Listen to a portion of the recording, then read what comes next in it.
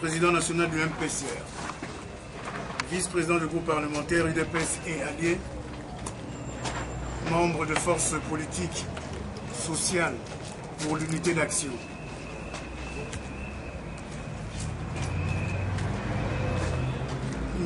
Mesdames, Mesdemoiselles et Messieurs, nous avons placé notre conférence de ce jour sous le signe de ce double appel, à savoir, de 1, parlons franchement, et de 2, respectons les prescrits de la Constitution qui nous régit en République démocratique du Congo. Humainement parlant, nous ne saurons parler franchement sans prier les uns et aux autres, parmi nous, ici présents, de nous tenir debout et d'observer une minute de silence de 1 pour les 9 millions de morts des Congolaises et des Congolais, mais surtout parce que c'est aujourd'hui le premier anniversaire de notre directeur de bureau politique, cofondateur, Christian Tatini Mitangoba.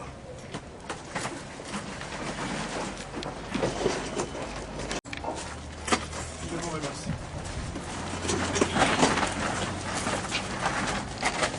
Donc il s'agissait de saluer la mémoire et aussi le martyr de plus de 10 millions de citoyennes congolaises et congolais de la République démocratique, victimes de 18 années de campagne d'extermination massive du peuple congolais sur toute l'étendue du territoire national congolais.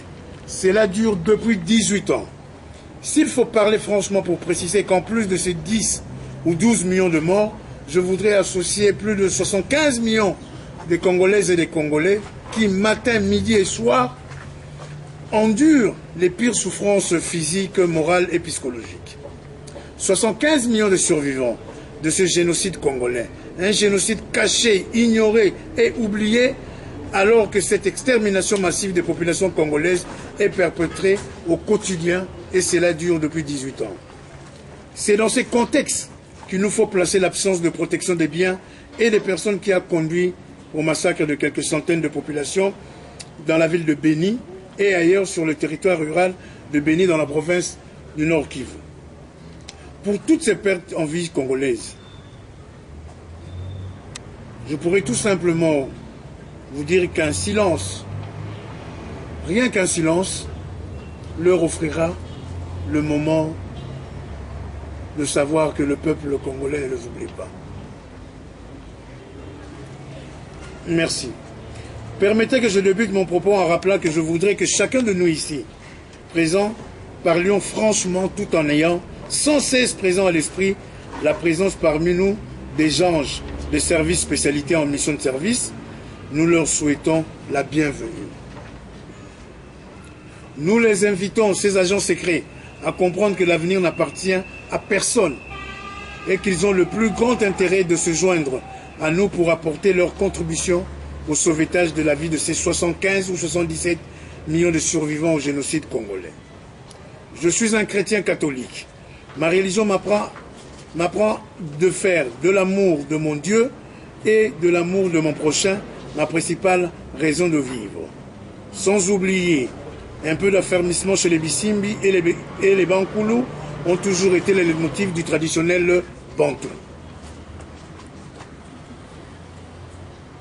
Après ce message de bienvenue, je voudrais vous inviter à vous joindre à moi pour saluer le dynamisme tout à fait extraordinaire dont fait preuve la société civile du Nord Kivu.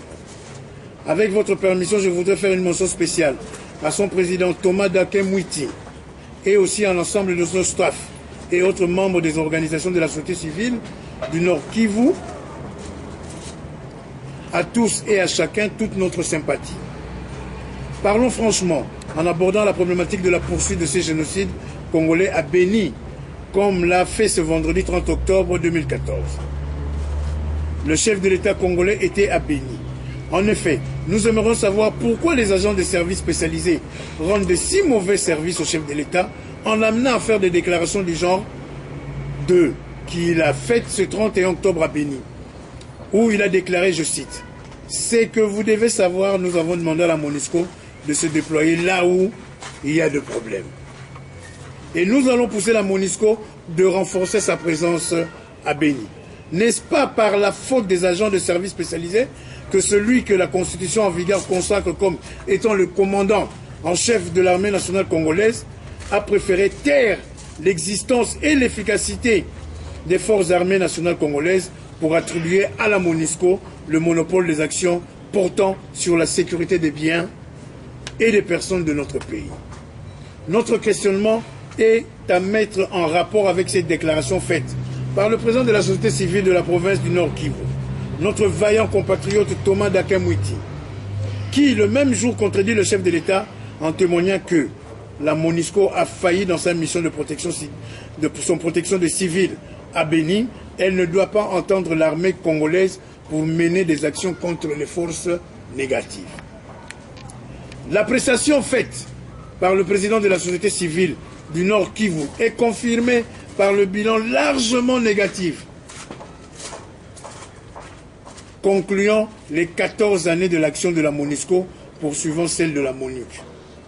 Durant 18 années, tout comme durant ce mois d'octobre 2014, c'est au vu de tous que les armes à feu et les armes blanches telles que les machettes ont été utilisées pour tuer massivement les populations civiles congolaises de la ville et de l'ensemble du territoire de Béni, la province congolaise du Nord Kivu. Dans ces 18 longues années, se trouvent ces 14 dernières années dominées par la présence de troupes des Nations Unies opérant dans notre pays sous le label de MONUC et plus tard de la MONUSCO. L'un des faits le plus marquants de ces missions d'organisation des Nations Unies dans notre pays réside dans son coût extrêmement élevé, soit plus d'1,5 milliard par an, soit de 20 milliards de dollars pour les 14 années qui durent cette mission. Parlons franchement. La dette extérieure contractée par notre pays durant près de 50 ans d'indépendance, soit plus ou moins de 15 milliards de dollars américains, devrait dans l'absolu représenter plus ou moins 75 à 20 milliards, 75% de 20 milliards de dollars américains, qui constituent les dettes des Nations Unies dans notre pays. Or, au terme de ces 14 années de présence sur le territoire national congolais, la MONUSCO n'a réussi à mettre fin aux 20 années que dure l'insécurité et les génocides en cours de perpétration sur toute l'étendue de notre territoire national. Chers frères et compatriotes, parlons franchement. Nul ignore les faux et usages de faux qu'ont dénoncé haut et fort le patron des patrons congolais, M. Yuma, et aussi le président du Sénat, M. Kengo Adondo, qui ont condamné le maquillage embellissant faussement les statistiques établies par le gouvernement sur la vie économique et sociale de notre pays. Or, en âme et conscience, tout le monde suit l'extrême pourrissement sans cesse continu de la situation économique, sociale et sanitaire qui prévaut dans notre pays. Nombreuses organisations humanitaires internationales qualifient cet extrême pourrissement comme étant le désastre humanitaire le plus meurtrier survenu dans l'histoire de l'humanité depuis la fin de la Deuxième Guerre mondiale. Ce faisant, ces organisations humanitaires n'ont rien fait d'autre que donner raison à l'un des meilleurs artistes musiciens congolais, Koffi Olomide, M. Antoine Abwepa, qui, il y a quelques années, proclamait, je cite, « Tozali na système yali felo, moto ezali kopelame, tozali kozikate ». Fin de citation. Parlons franchement. À ce jour, absolument rien ne permet d'entrevoir la fin de cette tragédie pour, fût-il, les 5 prochaines années. Parlons franchement, mes chers compatriotes. Au niveau de la protection des biens et des personnes, des citoyens et des citoyennes congolais de Béni et de l'ensemble de provinces du Nord Kivu, le général Mbouza Mabé, le colonel Mamadou Ndala, le général Jean-Lucien Baouma et leur staff ont reçu à faire loin mieux que la MONUSCO à son temps. Et les exploits militaires et sécuritaires réalisés par ces génies militaires congolais ont été le fait des ressources financières, militaires et logistiques 1000 fois moins importantes que celles dispose la MONUSCO. C'est à ce niveau que réside la question de savoir pourquoi la MONUSCO ne s'est jamais soucié de mettre à contribution les énormes ressources dont elle est nantie pour faire la lumière sur ce qui suit. Selon toute vraisemblance, constitue de meurtres en série. C'est dans ces contextes que je voudrais quant à moi aborder la question relative à la modification de la Constitution, plus spécialement sur son article 220. la problématique de la modification de la Constitution n'aura pas été une exclusivité de la République démocratique du Congo. Il s'agit d'une très ancienne tradition pour les autocraties disséminées à travers le continent africain et actuellement marchant sous les sceaux des élections que nous savons tous hypothétiques. Je crois comprendre le président des États-Unis d'Amérique, l'Afro-Américain Barack Obama, est la personne dont la détermination aurait eu raison de ces présidents fondateurs africains et surtout de leur réseau de mentors disséminés dans ces pays occidentaux d'Europe et de l'Amérique du Nord. En effet, sous la ferme détermination du président Barack Obama, les réseaux de la France-Afrique auraient réussi à user des savantes manipulations pour que Blaise Compaoré se retrouve encore réélu au poste de président de la République de Burkina Faso. Comme il est de tradition depuis plus d'un quart de siècle, le tout-puissant réseau de la France-Afrique aura réussi à provoquer des situations des plus rocambolesques pour justifier à la face du monde le maintien de Blaise Compaoré au poste de chef de l'État et de chef militaire de son pays. Et Blaise Compaoré et son poulet de la Côte d'Ivoire, Ouattara, espéraient que leur réseau euro-américain allait réussir à faire aboutir à leur supercherie. Mais hélas, le cas de l'Égypte est l'un des plus exemplaires de ce leadership américain dans la conduite de la politique étrangère des parties prenantes dans le traité de l'Atlantique Nord. À cet effet, l'arrivée des islamistes de frères musulmans au pouvoir en Égypte n'allait pas dans le sens de conforter la politique étrangère des États-Unis dans le monde arabe et au Moyen-Orient. Aussi, jusqu'à ce jour, le soulèvement populaire égyptien conduit par les frères musulmans aurait été sans lendemain. Le devenir politique de la République démocratique du Congo s'inscrit justement ce contexte. Et je suis plus que convaincu que le chef d'État, qui plus d'une fois a conféré de cette question avec John Kerry, le secrétaire d'État américain, est le seul et unique personne à en savoir plus que quiconque. Et d'ailleurs, nous pourrons citer deux bonnes prises de position du président Joseph Kabila. Le 7 décembre 2007, venant s'entretenir avec la nation à travers le congrès du Parlement, il répliquera à l'honorable Tshibangou Kalala, grand constitutionnaliste, qui avait déjà commencé à préparer le projet pour que nous puissions abroger les articles 197 et les articles 220. Je cite M. Kabila, « La Constitution est sacrée et il ne faudrait pas la déroger. Il faut la laisser vivre et la laisser aller jusqu'au bout. » Au mois de juin, le 12 juin 2012, après les élections que nous connaissons, proclamées par la CNI et confirmées par la Cour supérieure de justice, le président Kabila lui-même, interviewé par vos collègues de la presse étrangère, dira ceci. Je vous donne ma parole d'officier supérieur de FARDC. Je ne serai jamais candidat pour un troisième mandat. Je ne revisiterai jamais la Constitution. Il s'ensuit. Je vous donne ma parole en tant que chef suprême des forces armées de la République démocratique du Congo. Je ne briguerai pas un troisième mandat et je ne revisiterai pas la Constitution. Vous avez ma parole d'honneur. Le respect que je prouve au sein des forces armées de la République démocratique du Congo me dicte à me dire la parole de foi vaut tout. Et je suis plus que convaincu. Parlons franchement et posons-nous la question de savoir pourquoi le Conseil spécial n'a pas encore été admis de ses fonctions alors qu'il a fait partie de ceux qui militent en faveur de la non-modification de la Constitution. Une non-modification de la Constitution qui rime avec la fin de règne de son patron, l'actuel président de la République. Quelqu'un faisait la réflexion, consistait à dire ceci. Imaginez que sous le règne du maréchal Mobutu, le conseiller spécial Roger Nkema s'imagine dans sa tête la fin du règne du maréchal Mobutu. Cet ami conclut que cela pourrait donner lieu à un procès pour tentative de coup d'État, haute trahison. Parlons franchement. Ce débat sur la révision de la Constitution constitue depuis peu la ligne de démarcation entre l'opposition devenue majoritaire et le pouvoir qui est désormais contraint à faire figure de force politique de la plus grosse minorité que le Congo n'a jamais connue. Parlons franchement. Qui est désormais contraint de faire figure de la force politique de la majorité? N'est-ce pas l'opposition? Parlons franchement.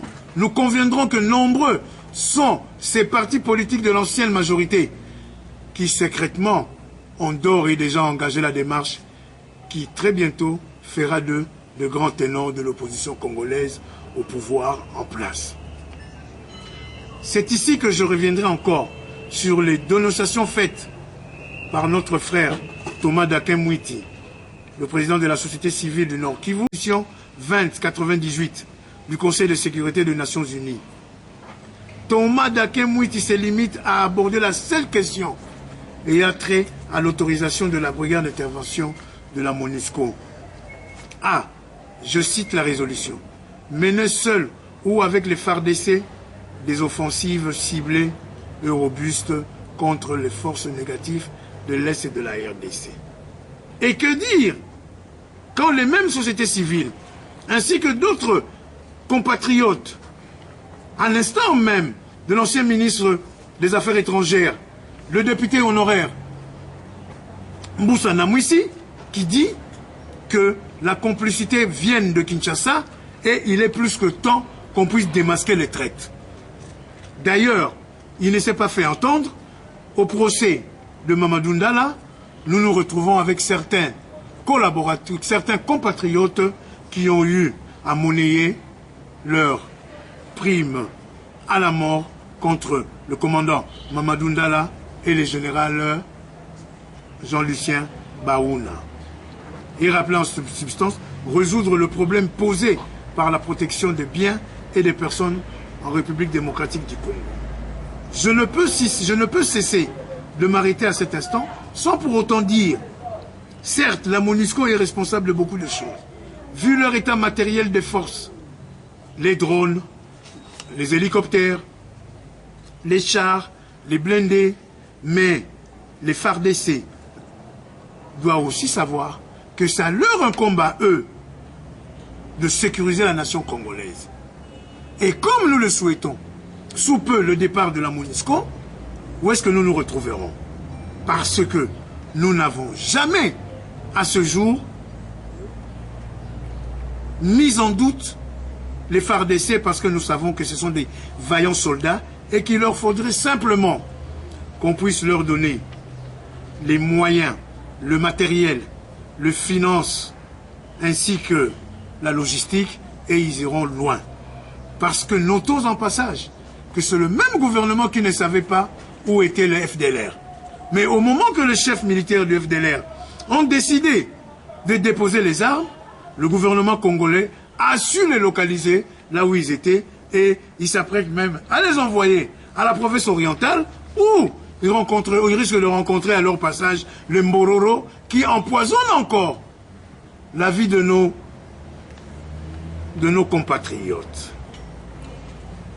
C'est pour cela, parlons franchement et posons-nous la question de savoir quelle devrait être la signification de cette déclaration faite par le chef de l'État de la République démocratique du Congo, si ce n'est un aveu reconnaissant que le mandat et l'autorité suprême de la MONUSCO, à savoir l'Organisation des Nations Unies. La déclaration faite par le chef de l'État congolais à Béni constitue un aveu établissant orbi et urbi que la MONUSCO est la seule et l'unique garante de la sécurité nationale en République démocratique du Congo.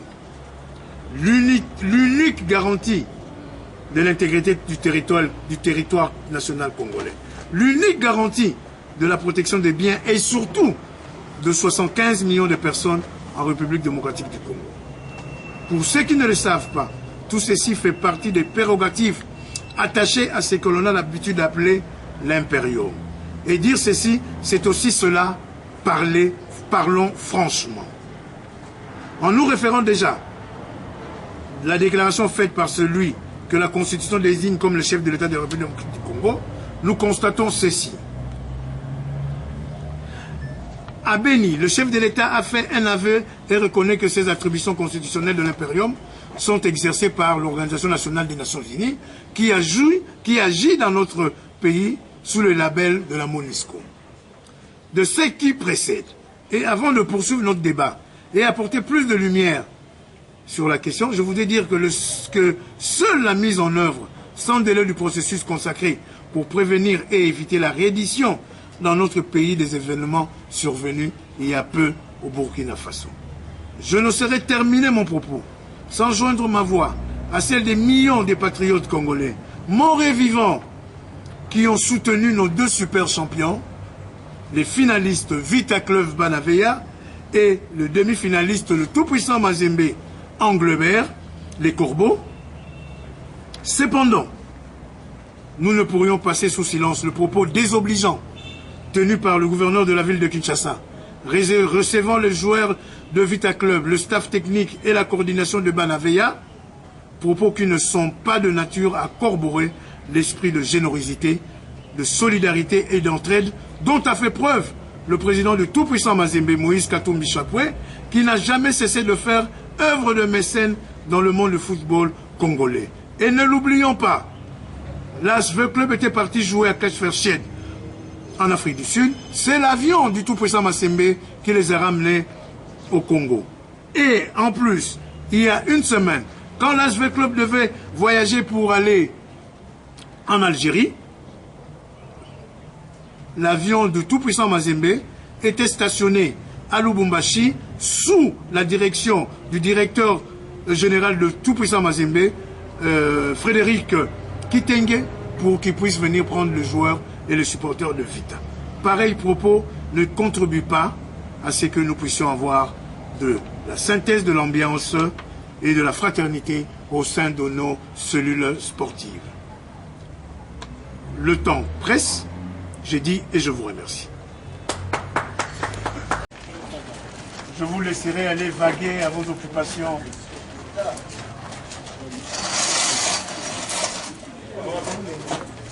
S'il y a des questions, oui. Oui, je me nomme Félix Chouyo, pour le compte de la RTVS 1 télé. En fait, j'ai su la déclaration, mais j'aimerais un peu aller vers le dehors de ce qui a été dit ici. C'est par rapport à la motion du défense contre le ministre du débit. Nous apprenons beaucoup de choses. Nous apprenons que l'argent serait en train d'être distribué dans le code du palais du peuple. Est-ce qu'il y a eu des retraits de signatures ou pas, monsieur? Bon, je préférais mieux répondre. Ma position, elle est connue des Congolaises et des Congolais. Nous avons initié cette motion, non pas pour le plaisir de nuire à qui que ce soit. Nous n'avons pas de diligenter cette motion pour qu'une guerre qui est ouverte au PPRD puisse conduire au délâchage de leur Premier ministre Matata.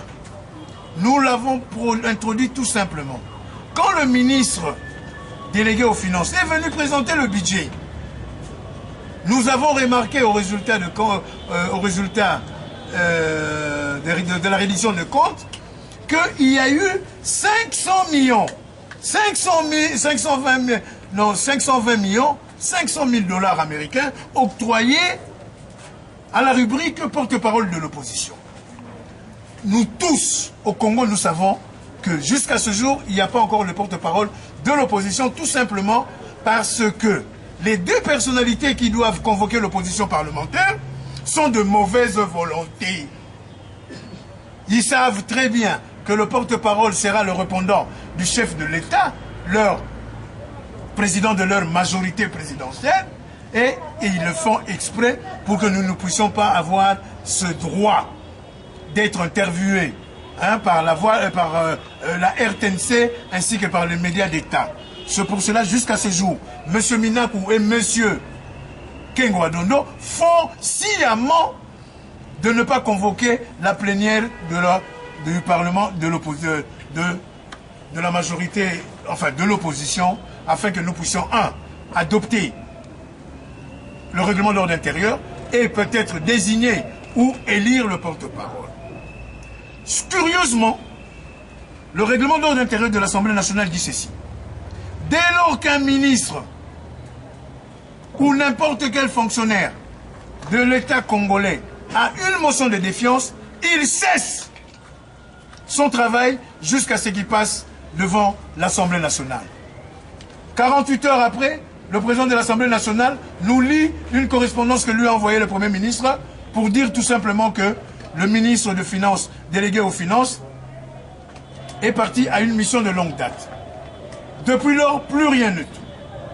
Et jusqu'à l'épisode, effectivement c'est vrai, monsieur le journaliste Freddy Chioyo, vous avez raison, il y a eu corruption, je le confirme, haut et fort. La majorité présidentielle a monnayé le retrait de signature des députés nationaux. Plus grave encore, certains de nos collègues députés ont pu approcher certains collègues députés pour qu'ils puissent tomber dans cette piège. Je donnerai l'exemple de l'honorable John Kolela, député national de l'ICASI, appelé par 3 collègues de l'opposition à l'hôtel Invest, de la majorité, pardon, appelé à l'hôtel Invest.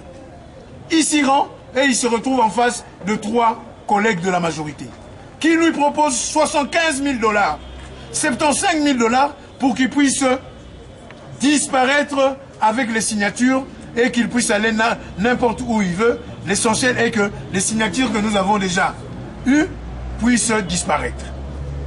Heureusement, l'honorable John Kolela, étant fils de Tien Tshisekedi, quelqu'un qui connaît le combat, la souffrance du peuple congolais, les a dit, si ce n'était que pour ça, c'est le manque de respect, parce que c'est un honorable député. Et d'ailleurs, il leur dit, à la rentrée, dès lors qu'il y aura une plénière sur la motion, je demanderai une mission d'information au début pour que je puisse parler tout haut ce que vous venez de me proposer comme la attrape Nigo. D'autres députés de l'opposition ont été poussés par d'autres pour qu'ils puissent retirer leur signature. C'est pour cela, quand nous avons fait le huis clos, 4 députés nationaux, et ça a commencé par le président de l'Assemblée nationale qui nous a dit qu'il manquait 9 signatures que les honorables députés avaient retirées.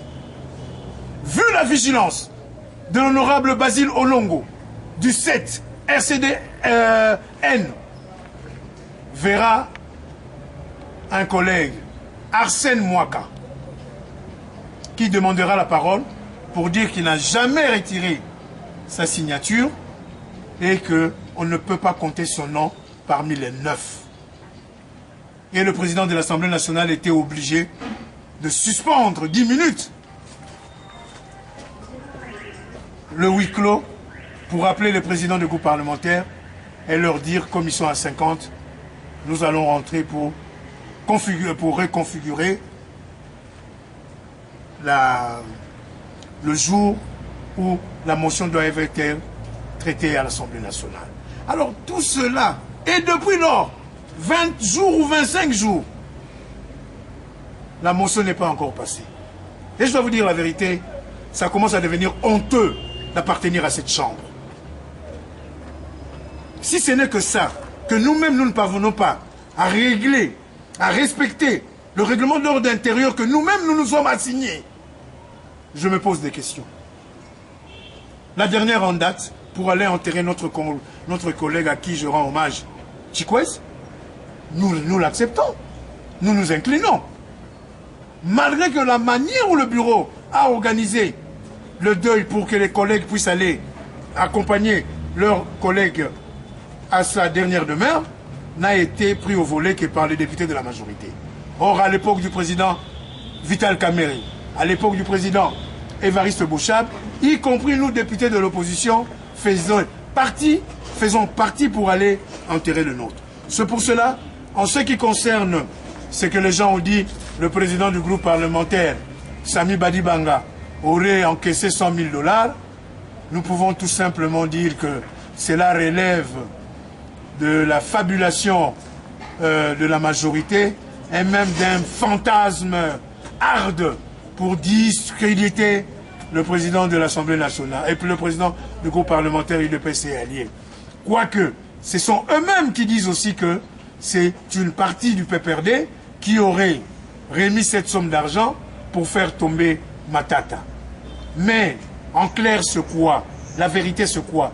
Si demain, il y a vote à bulletin caché à l'Assemblée nationale, aucun des deux ministres reviendra sur leur ministère. C'est pour cela la majorité restante a peur de cette session. Et ne soyons pas surpris que d'ici là, un gouvernement sorte. Avec la situation bénie, l'honorable Jean-Paul Bemba, plus de 100 personnes en l'espace d'un mois, ça n'est vraiment trop. Alors, vous aviez promis lors de votre passage en ligne de nos chaînes de télévision, vous aviez promis que vous devriez conduire une délégation précisément à Béni pour faire le point de la situation. Qu'en est-il de ces déplacements que vous aviez prévus? Déjà 2-3 jours après que le chef de l'État séjourne à Béni. C'est la première préoccupation. La seconde, c'est en rapport avec les cas du colonel qui était impliqué dans l'assassinat odieux du général Mamadou Ndala. Désormais, c'est comme ça, il faut l'appeler général. Quelle est la position de l'IDPS, FAC et Alliés, dont vous êtes vice-président? Parce qu'il y a eu quand même tant de révélations. En ce qui concerne... Trop d'ailleurs. Nous devons nous poser des questions. Le président de la République était à Béni. À peine qu'il a pris son avion, il y a eu 11 ou 12 massacres. Dès lors que la région était sécurisée par la présence du chef de l'État, mais notre massacre a pu avoir lieu. Nous devons nous poser des questions. Qui sont responsables de ce massacre?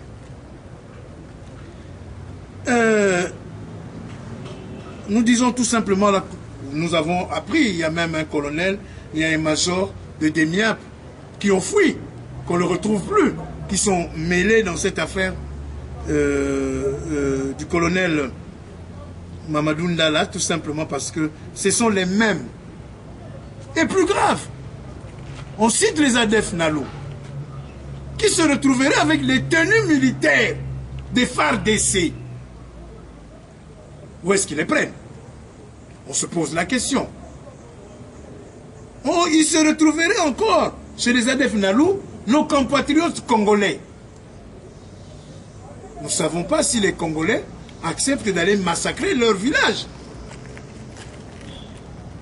Donc tout cela nécessite une commission d'enquête indépendante. Et d'ailleurs, nous sommes le seul Parlement qui n'a pas le droit de faire une mission d'enquête au sein de nos forces armées de la République démocratique du Congo et auprès de la service de l'ANER et ses officines.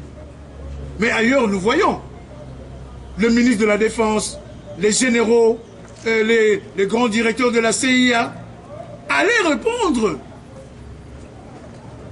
à la volonté des congressmen américains. Donc je crois que nous devons nécessairement maintenant commencer à les inviter pour qu'ils puissent venir nous expliquer qu'est-ce qui ne va pas ou comment faire.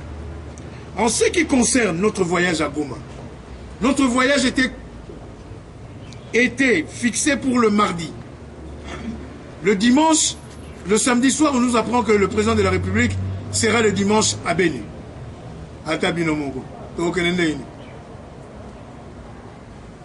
Or, nous ne savons pas quel dispositif sécuritaire est resté là-bas. Comme ils sont en train de chercher des affidèles de la loup, vous risquerez d'entendre, vous ne voyez pas combien d'affidèles de la loup. C'est pour cela que nous attendons, peut-être d'ici 15 jours, nous allons faire ce déplacement pour aller compatir avec nos compatriotes et leurs familles. En ce qui concerne le colonel cité dans l'affaire Mamadou Ndala, dès le premier jour, nous avons entendu certains grands experts en matière de sécurité mettre déjà en cause et en doute le véhicule du commandant Mamadou Ndala, soi-disant, qui serait atteint par un missile. Jacques Matanda Mamboyo, depuis les États-Unis, l'a dit. Honoré Ngwanda, depuis là où il se trouve, l'a dit. Il y a eu aussi d'autres qui l'ont dit. Donc, et puis, le chauffeur de Mamadou Ndala, qui se met debout pendant 6 heures pour rendre hommage à son chef, qui a refusé de s'asseoir durant la première journée des audiences. On le retrouve le lendemain, arrêt cardiaque, et personne ne souhaiterait qu'on puisse lui faire le test d'autopsie pour savoir de quoi est-il mort. Dès 10 heures du matin, on est parti l'enterrer sans même que sa famille puisse le voir. Donc, nous disons tout simplement que la justice congolaise, militaire certainement, puisse aller jusqu'au bout pour qu'il puisse vraiment se dédouaner par rapport à cette affaire. Quant au colonel Mamadou Ndala, c'est un vaillant compatriote, tel que d'autres qui sont passés avant lui.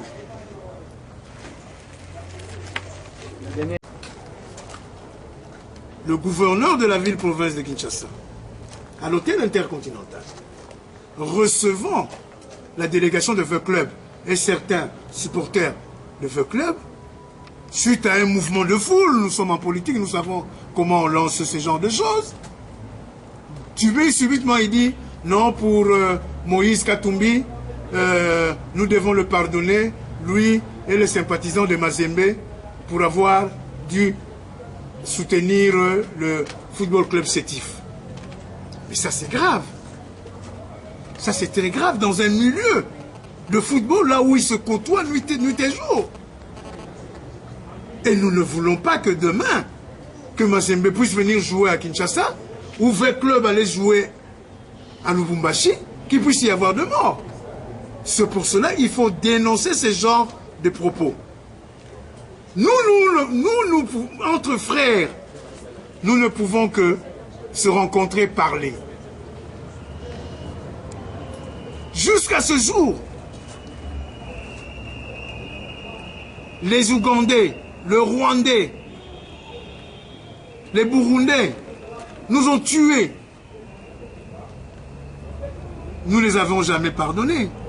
Comment vous pouvez aller pardonner à un sportif? C'est pour cela que nous disons, il ne faudrait pas que le sport au Congo, là, Veu Club a commencé seul, jusque là où il était arrivé en finale. Le tout parce que il y a un supporter de Mazembe qui a dit que les autorités congolaises qui étaient partis voir le match Veu Club Sétif ont dû perturber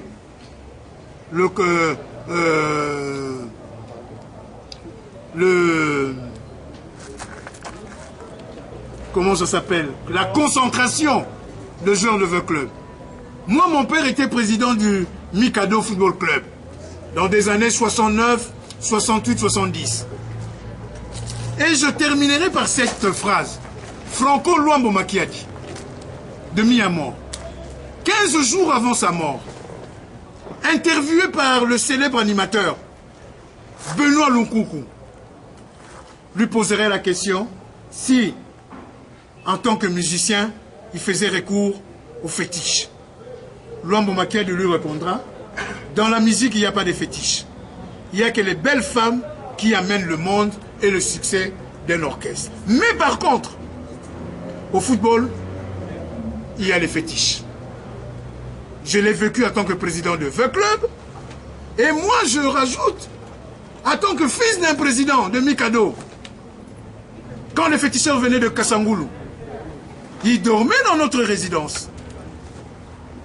Mais dès lors, une de nos tantes qui résidait à la maison, où ma mère était dans cette période négative par rapport aux femmes, il fallait qu'elle puisse dire pour que les féticheurs ne rentrent pas à la résidence pour fausser le match. D'ailleurs, ce qui est advenu en 69, Mikado se disputait le titre avec 20 clubs, justement. Le dernier match, c'était Mikado 20 clubs. Et il y avait un gardien, bon, le plus jeune, malheureusement, ne le reconnaîtront pas, qui s'appelait Ezando, qu'on a surnommé télévision, parce que c'était à l'époque où les télévisions commençaient à inonder la ville de Kinshasa, la ville de Léopoldville de l'époque. Ezando a capté un tir, je ne sais plus de qui, en une main, et c'est sa même main qui a fait balancer la balle qui s'est retrouvée au filet. Or, après, nous avons su qu'à l'hôtel, là où les féticheurs sont partis travailler, il y avait une voisine blanche qui était là, qui était dans sa période néfaste. Alors tous les dirigeants, les responsables politiques qui sont passés dire bonjour au Loussadissou, au Lemba, et j'en sais pas à qui, ont-ils bien surveillé leurs femmes? Nous, en tant que Bissimbi Bankoulou, nous croyons à tout, même à ça. Et j'ai dit. Les points de presse viennent de prendre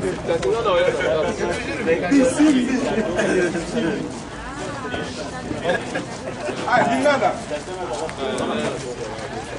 Président Lingala.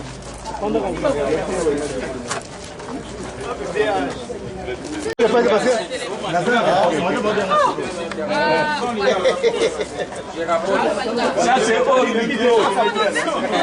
Elle n'est pas publiée. Il faut rapporter ça. Président, il y a essentiel, il y a un message au président par rapport à la fin de presse. Essentiel, il y a un message de Nikoloba. Titre de la conférence de presse solo, ils ont dit Toloba Solo. Parlons franchement. Pour te lembi ko bomba makamu susu oyo biso to. To bandi ko makamu Monisco. Monisco nenge nini. Monisco avant to koma wana, to bandi na nous pona pour rendre hommage. Na 12 millions de Congolais et de Congolais, oyo ba kufi banda AFD le coach en 1996. Et puis na ndeko na biso directeur du bureau politique na biso, oyo akokisi mbula moko Christian Tatini. Toye kokota na makambu ya Monisco pona nini. Makambu ya Monisco elingi koloba que Monisco zana ba bisale nyonso pona ko sécuriser Congo. Article, il y a Nations Unies, où il y a qui bango que bakomi. Tout ça, il aurait dit que à Lubumbashi, si les gens étaient contents de la défaite des 20 clubs. Mais pourquoi vous dénoncez ça? Pourquoi vous fustigez ça?